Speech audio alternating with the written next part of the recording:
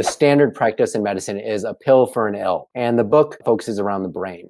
And so as a functional medicine practitioner and also a conventionally trained neurologist, you go through this really, really interesting two opposing views of disease in your book and how each practice looks at diagnosis. So we kind of just talked about what the main difference is between functional and conventional medicine approaches. When you have the patient come in, they describe the symptoms, you try to find the disease. Then from the conventional view, you try to find the best drug to fit that symptom or illness. Makes sense. What I found staggering was that a lot of the times when someone comes in to see you for cognitive issues or otherwise, they've really just, like you mentioned, hit the tip of the iceberg with their problems. They've finally had the domino fall that's resulting in these more noticeable symptoms that probably has been around for several years, if not longer. And so maybe you could explain the ins and outs of kind of some of the main drivers you see in disease that are commonalities with these various, whether it's cognitive or Parkinson's. I know we mentioned environment, but maybe we can get a little more specific, if that makes sense. 100%. So first of all, I do definitely want to emphasize that you're correct. There are commonalities. It's one of the most remarkable things about medicine, whether we're talking about functional medicine, whether we're talking about conventional medicine. Somebody comes in with carpal tunnel syndrome, which is a pinched nerve in the wrist. Basically, it's part of your flexor muscles, in your hand, or it innervates the flexion muscles in your hand. They'll say, "Hey, I wake up in the middle of the night, my hand is numb, I have to shake it out," and you hear that story over and over again. There's a test called a nerve conduction test that we use to diagnose this trapped nerve syndrome. But, a really good diagnostician, whether we're talking about carpal tunnel syndrome or whether we're talking about a more sophisticated diagnosis, in the end, you kind of know what's going on. You're just using that test to confirm your suspicion, right? And so these stories do repeat themselves. But functional medicine really, in the sense that it's patient-centered, and it really sort of prides itself in focusing on the uniqueness of each person's story. So we start a functional medicine journey with something called a timeline. And I sort of alluded to it in my explanation about the sort of pre-sick to becoming sick with the seesaw analogy with the fulcrum. We want to take a history, and it's a very different history than, tell me when you first started to notice a change and how did it evolve and is it there all the time and what makes it worse and what makes it better. We call that the history of present illness. And that really is the cornerstone of taking a history in traditional medicine. It's that encapsulation of the present problem.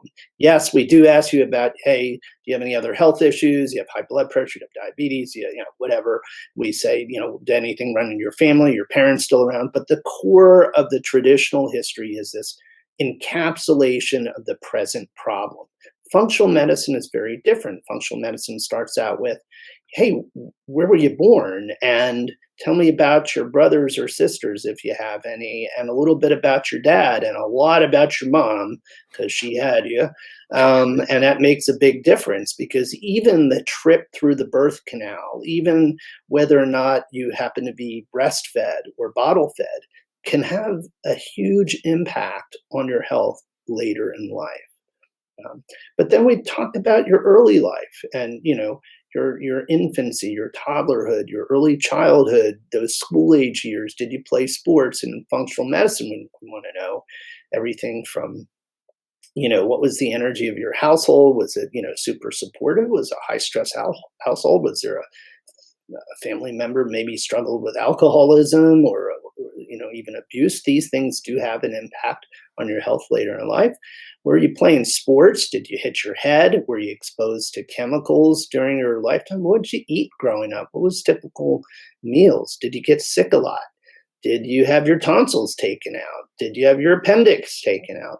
And all of these sorts of things, these little ripples in the pond, in my mind, I always think of throwing pebbles in the pond. They just make these kind of just little ripples. Like, oh, they're going to go away. They're going to go away.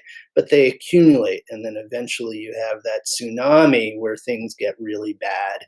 And there's that tipping point. Now, what are those commonalities? So we kind of touched on them there. So it could be early signs of changes in this ecological system that we really are, but especially focusing on the gut, on the microbes that inhabit the gut.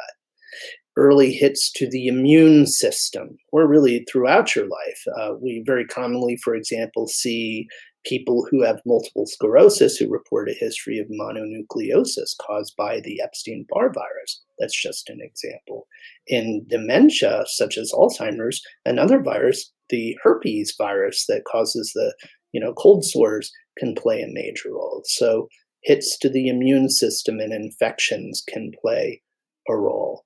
We talked about chemical exposures. A lot of people I see have grown up in rural communities, or they say, we were playing outside in our neighborhood and they drive that truck that sprayed the mosquito spray down the road, and we just continue playing in a cloud of mosquito poison, or pesticides, herbicides, things like that, paints, lacquers, and other chemicals that people use in various shops, welders exposed to alloys like manganese. These are important. Sometimes other toxins like mold can play a role. These are all triggers. And in my view, because some of your listeners may also listen to other podcasts or shows and things like that where there are other opinion leaders, I don't subscribe to the idea that you have this one disease, but it's not actually the diagnosis, it's actually something else. In other words, I hear this a lot with multiple sclerosis or a disease called Lou Gehrig's disease or ALS, when people say, yeah, that's what they told me the diagnosis is, but I actually have Lyme disease. Yeah, that's what they told me the diagnosis is, but I actually have mold. Well, no. Unfortunately, you probably have MS and you probably have or ALS or whatever the diagnosis is, but it's really about understanding all of the factors. It's never just, in traditional medicine, we love to say, what caused it, right? What caused it, doc? The reality is that a lot of things caused it. And my friend Dale Bredesen coined this expression, the 36 holes in the roof, when it refers to Alzheimer's disease.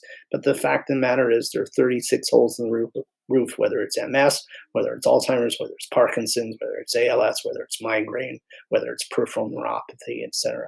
It's a matter of understanding the person, their uniqueness, which will play a role not just in cause, but in how we approach treatment, as you kind of put it. But yes, there are commonalities. There are things that we look for.